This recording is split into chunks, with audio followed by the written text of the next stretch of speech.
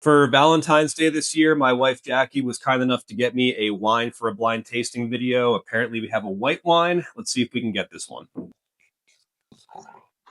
So, kind of a pale lemon, average color. One thing I am seeing are bubbles rising from the bottom to the top. So, I'm thinking this is a pretty young wine. That's one thing I would point out right away. It's fairly aromatic, not super pronounced. One thing I am noticing is sea salt, saline. Kind of smells like ocean air. Kind of smells like you're standing at the foot of the beach.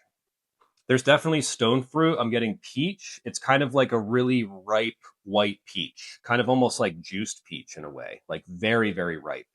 I think there's a little bit of candied lime over top. So I'm getting that combination of stone fruit with the peach, citrus from the lime, saline, sea salt.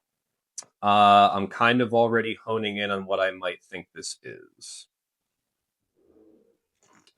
Well, the palate is super peachy.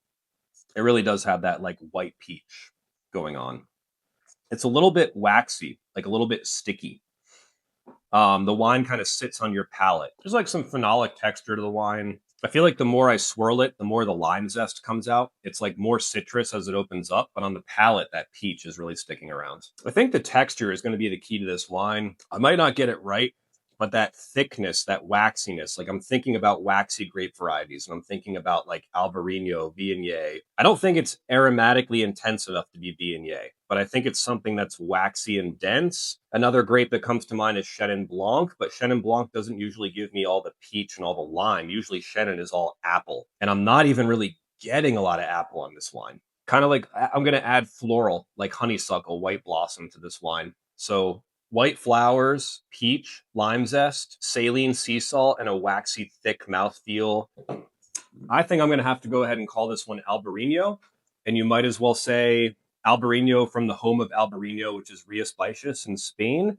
I think it's a very recent vintage, like a 2024, maybe a 2023, but probably 24. So Albarino, Rias Baixas, Spain, 2024 vintage. Let's pull the bag and see what we got. Oh, Albarino from Rias Baixas. What do you know?